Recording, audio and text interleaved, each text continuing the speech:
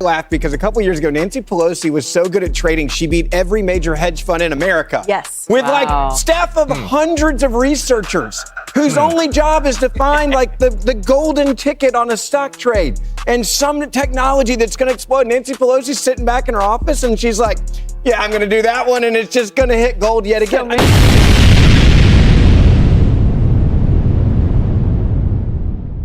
Insider trading by politicians. These are the people that we elect, man. We are their constituents.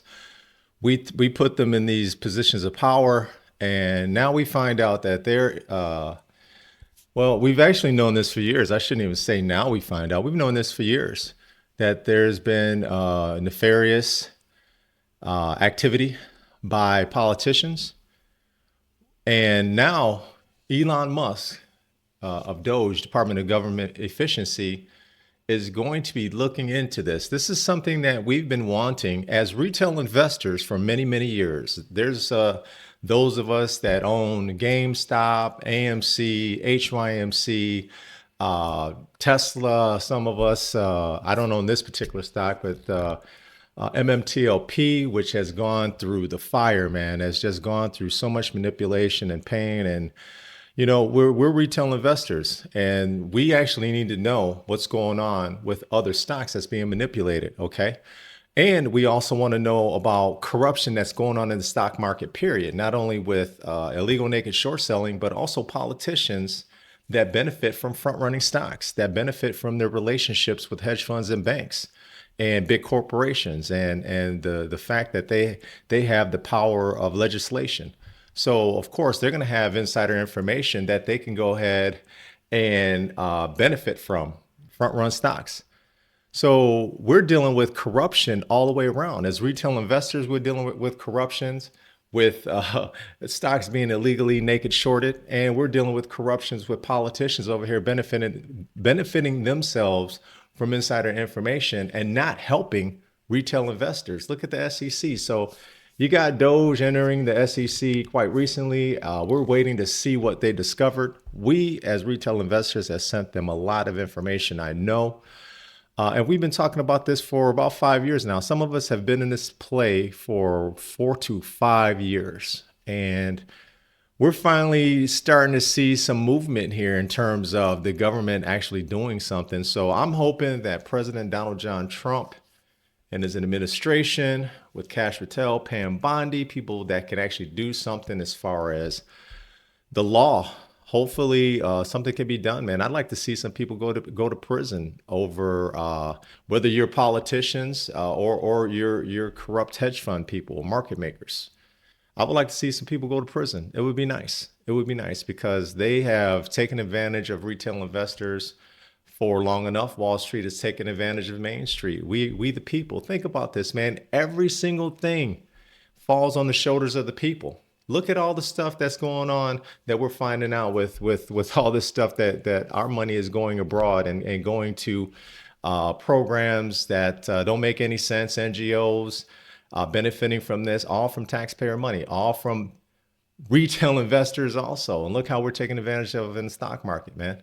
We think that this thing is fair, and it's rigged, and it's rigged, and it's rigged, and we've had a painful lesson. So let's take a look at one of your very own politicians who actually spoke about insider trading with politicians. Wherever there's a hypocritical window, for example, I think one of the most biggest examples of this is insider trading in Congress. Like, dude, I don't know if do I give snaps? I don't know what the kids do anymore, but like, dude, it is wow, like, that's so crazy. It's so crazy. It's crazy. I mean, like, and this is the thing. It's like people think that everyday people are stupid. I'm like, do you all really think that people don't see this shit? Like, they sit on a committee, they get information about a drug or a contract or a thing. They immediately make a call. The stockbroker changes things and their portfolio swells. Explodes. It explodes. What are we doing? And you're doing this on public trust. Right. On like taxpayer finance public, facilities. Like it, of course. You're regulating the market that you're trading on. Exactly. And you like run the casino. And then we're supposed to act like money doesn't only corrupts Republicans? Give me a fucking break. You are making money off of industries that you regulate. You regulate this, and you are able to front run stocks. And thank you for AOC for being honest about it. This is a problem, and retail investors know this all too well.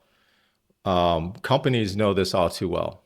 And the corruption doesn't just stop with the politicians that are front running stocks. Once again, the corruption also goes with the SEC, a government agency that does nothing to protect retail investors from predatory naked shorting, from illegal naked shorting, from counterfeit shares. We're not protected. And companies like GameStop, companies like AMC, HYMC, and others, even Tesla, have fallen victim to this. And it's ridiculous. So no wonder politicians don't want to do anything about the pain and suffering of retail investors, is because they benefit from the crime. So let's take a look, man. Let's jump right into it. Elon Musk, they're discussing Elon Musk and Doge, and hopefully, man, retail investors see justice. We want true price discovery. We want the MOAS. We want MOAS. Senior advisor Elon Musk announcing the Department of Government Efficiency's new target. The next one up, he says, will be for the department, will be looking into elected members of Congress who have become multimillionaires during their time in government. Let's just say that there's a lot of strangely wealthy members of Congress. Facts. Where I'm trying to connect the dots of how did they become rich while earning, how'd they get 20 million if they're earning 200,000 a year? It sounds, nobody can explain that. Talk to me, man. So something's, we're going to try to figure it out and certainly stop it from happening. So. Talk to me, Elon. Talk to him. Kennedy? He's got a point. Do the math. No, he has a lot of really important points. And one of the most entertaining things last year was following the Nancy Pelosi stock tracker. And there were several funds that popped up based solely on her stock trades, which outperformed all the index funds by quite a lot. It was very odd because Paul, her husband, would make these curious trades, whether it was Visa or Broadcom or NVIDIA. And all of a sudden, a week or two later, there would be big news with all of these companies that directly benefit him. Yeah, I mean, he must be psychic. Yeah. Like, remember Miss Cleo? Yeah, Nancy Pelosi, man, one of the greatest investors of all time. I wonder why. There's a gentleman that's going to speak here momentarily. He's going to say, I would like to see their stock trades before they became politicians, before they became members of Congress. Now, Nancy Pelosi's been around a long time, but some of these newer politicians, it's amazing how their net worth has just grown and grown and grown. And you know something? It is at the detriment of retail investors. It's crazy. These people have no incentive to do anything for us when they sit up here and they're enriching themselves through the malfeasance in the stock market. It's crazy. Why would they help us? They benefit from the crime, and it's crazy. I don't understand. I just don't understand how this is even allowed. You want to talk about a conflict of interest?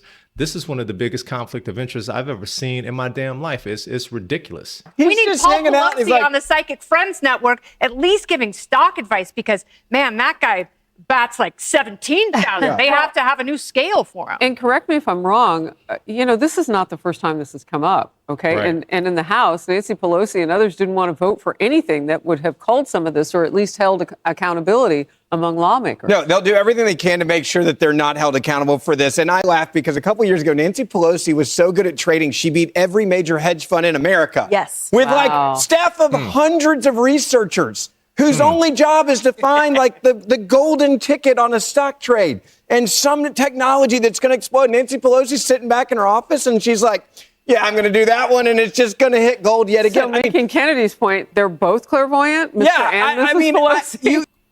You know, it's interesting what he just said, that she, a few years ago, she was better than hedge funds. Now, we retail investors understand there's a lot of hedge funds out there that cheat. They have all the tools to cheat, okay? And you're beating them? You're beating hedge funds? Do you know what there's going to be some people who don't understand what this man is saying. I mean, she's beating the people that cheat the most. You know, not all hedge funds, but we as retail investors know the hedge funds that I'm talking about. And these particular hedge funds have a huge advantage over retail investors. And Nancy Pelosi is beating them. Come on, man. You have got to be kidding me. You have got to be kidding me. There's so much corruption, and you can't even keep it all straight. So much damn corruption in so many different aspects in government and in Wall Street, against Main Street, against American citizens, against retail investors, man. It'll make your head spin.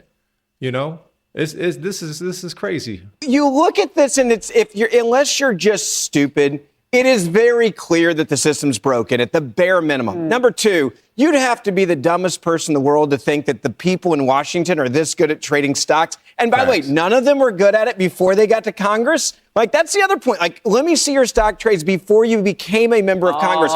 Were you hitting 143% earnings per year in your portfolio before you got there? And I think, look, I sat down with Elon Musk at the White House a couple weeks ago with Senator Cruz, and we interviewed him. And you could tell it irritated him.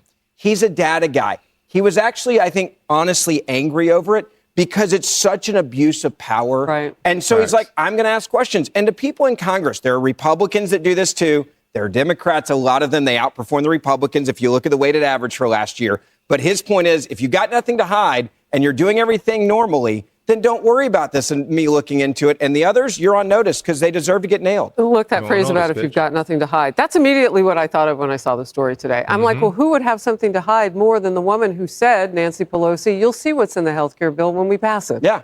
Like, don't read it now. Wait till it passes. Now I kind of wonder what they passed in terms of their cash. So Fortune and many other mainstream outlets cited this report from Unusual Whale, and they looked at all of the open source data for Republicans, Democrats on their stock trades. Both Republicans and Democrats outperformed the S&P averages. So how is that possible in Congress? The interesting argument that I read, though, was from Bob Barr, former congressman. And he said, look, there are real questions. He actually pointed to some of the Nancy Pelosi trades that raise questions that we need to be asking. But that should not be used as a vehicle to ban all members of Congress from trading stocks. He makes the argument stocks are the best way to build your financial future.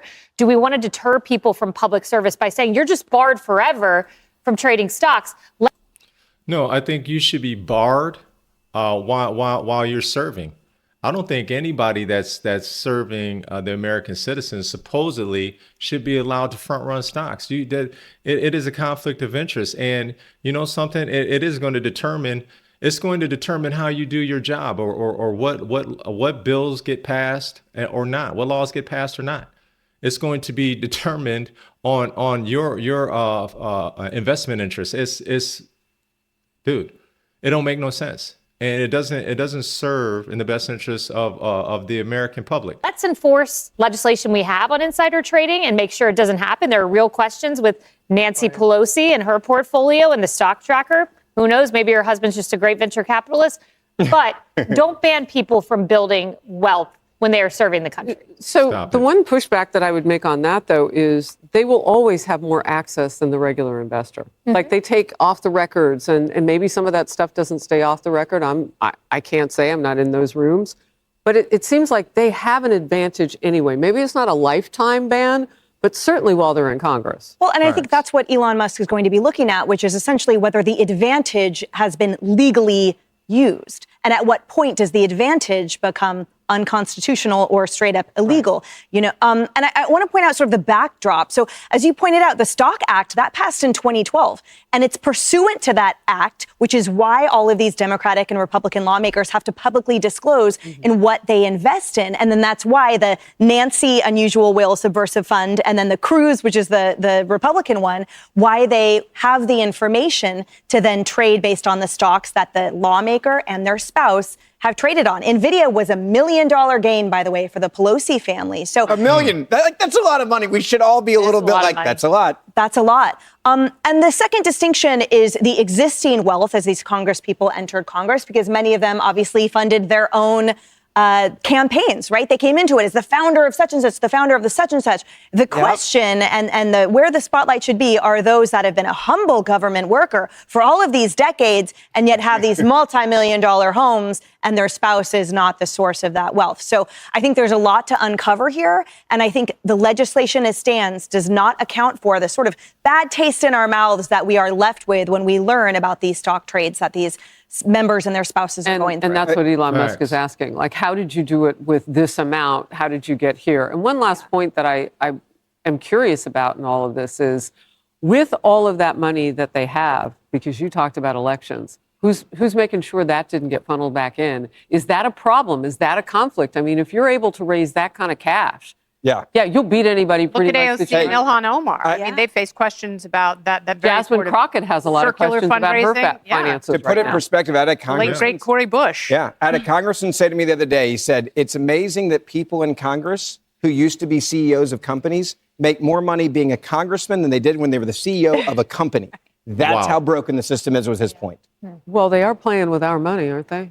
I mean, to some degree. You're a CEO and you made less than you do when you're making $147,000 in Congress. That's a pretty good gig. Well, I guess we'll have to find out what's in it when it. Never mind. Hey, everyone. You know, I used to ask myself, man, why do these people go through all of this negativity, all of the rhetoric, all of the things that are said about them, and digging into their personal lives, and you know, to display to the world, right? I never could understand it. And I was just like, damn, this is before I had the interest that I have in politics now. Okay, so back then. So it was like, oh, a thought that would cross my mind. And then like, whatever, right? I didn't care. But now I see they have so much financial opportunities, so many financial opportunities being in politics. I had no idea. And now you're taking a look at this situation, and it should tell you, this is the reason why they're after Elon Musk now and Doge, Department of Government Efficiency. This is the reason why, because there's so many things that's being exposed. These people front run stocks, and these people, they're determined on legislation is going to be determined on their investments or their investment opportunities. Oh, you know, that to me is a conflict of interest. Like that's not. They can make decisions that have bad ramifications for American citizens. But as long as their pocketbook, as long as their bank account increases, then they're okay with it. They don't care, man. These people do not care about us, man, and we're fooled by them. Because I'd like to say this. I like to say that they present themselves well. They're very well spoken. Vernacular is spectacular. Nice suits. You know, they can speak. They're great speakers, man. But all the while, they are stealing and robbing American citizens, taxpayers, people that hold up this company. We're the backbone of country. We're the backbone of the country, man. The people. So let's dig a little deeper. This for years. And now we're being told, oh, this was drafted hastily. That's just simply false. I mean, we've worked on this for literally years. So I would just welcome those who now suddenly have concerns. Where have you been for the last few years? And listen, I'm happy to work with you as this moves to the floor. We can always do a substitute amendment. That's fine. But I am 100% committed to banning stock trading by members of Congress. So I'm not going to be dissuaded from that one way or another. And we can throw up as much chaff as you want to. But the fact of the matter is, members of Congress should not be trading stock. They should not be. And I know that there are those on this panel who have never supported and are never going to support a stock trade ban. And that's completely fine. That's your prerogative. Because they But benefit let's not from pretend that this is about anything other than that. That's what this is about. But what about banning of owning of your business? I got a family, I don't, but let's say I have a family business and it's got 1,000 employees and I own it. I have to divest in that. Do you think that's a good part of your bill? Is that the current, Mr. Chairman? Listen, again, I'm happy to work with anybody who has concerns on substance, who would actually like to get to a result on this and thinks it will improve it on the floor. I'm delighted to work with you on it. Can I make a suggestion to solve this? Don't force divestiture. You run for office, you have a stock portfolio, that's it. Now you can't trade it. Okay, you can't buy more stocks and trade stocks, so you want to run for, you can hold on to your stocks. Okay? You can always divest. Okay? You can always buy an ETF. Don't force people to sell their business. Don't force them to sell stocks they already hold. Don't force divestiture. Once you're here, you can't be buying and selling.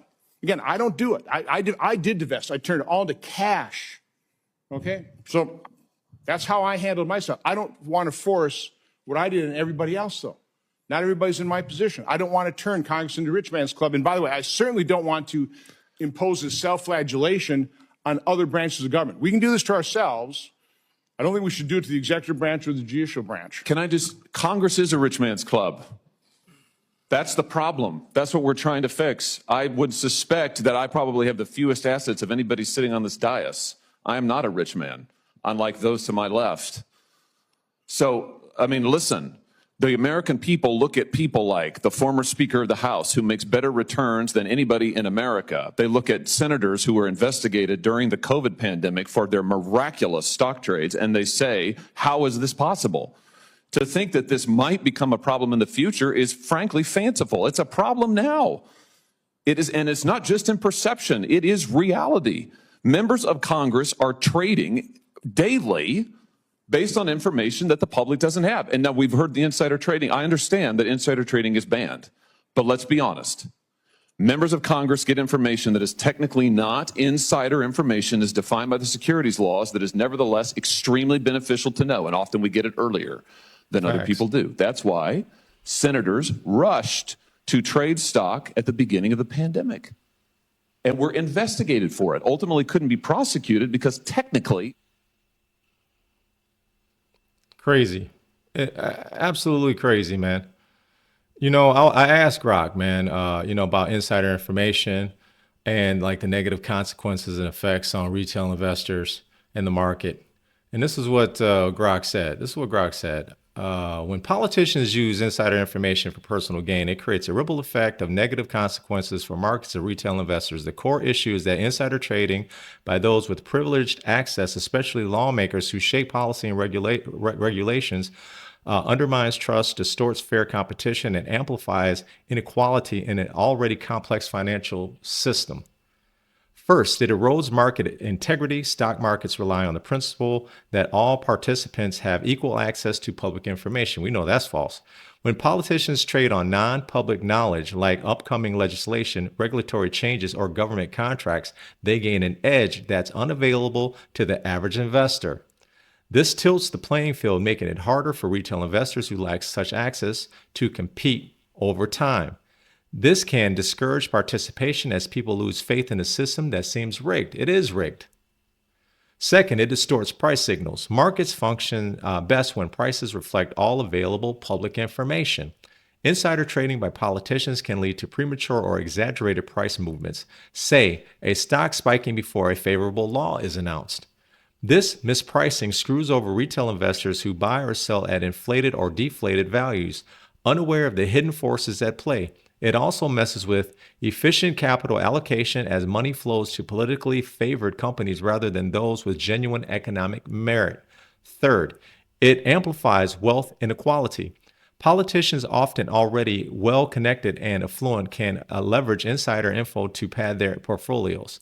Studies like one from the Journal of Financial Economics in 2011 have shown that congressional stock trades consistently outperform the market, hinting at abnormal returns tied to their unique position. Meanwhile, retail investors scraping by with public data and limited resources get left behind. This widens the gap between the elite and the average person, fueling resentment and economic disparity.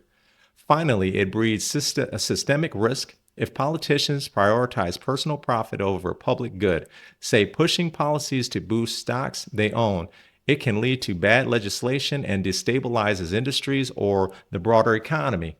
Retail investors with less ability to hedge or absorb losses bear the brunt when these distortions unravel. The end game. A market where trust evaporates, participation drops, and the little guy gets squeezed out. It's not just unfair, it's inefficient. Punishing honest players while rewarding those with the right connections. Yeah, this is something that retail investors have dealt with for a long time, and it's been an education for those of us who've been in this thing. I shouldn't say been in investing for 4 or 5 years. I'm talking about when our eyes were opened about 5 years ago. You know, did we hear things about the stock market being corrupt and being rigged? Sure. But there were some of us who were still making money. You know, now I realized I was just probably lucky. You know, my investments back in the day with the RSI. And that's how I determined if I was going to get, if I was going to buy a stock. That was back in the day, you know, if a stock was oversold and if it was a solid company, you know, the relative strength indexed. That's how I would determine it. But now I'm seeing, and a lot of us are seeing that, okay, this thing is rigged like a mother. Crazy. This is insane, man. I just want justice for retail investors. Okay. I want true price discovery. I believe that there are stocks out there that are heavily shorted. There's actually predatory shorting going against those stocks, illegal naked shorting. And you know something? It's time. It's time. And I'm hoping that this president, President Donald John Trump, I hope him and his administration does something about this. I hope they correct this. I hope they correct this crime. And I really hope some people go to prison over this, man, because the people that have suffered have been retail investors for many years.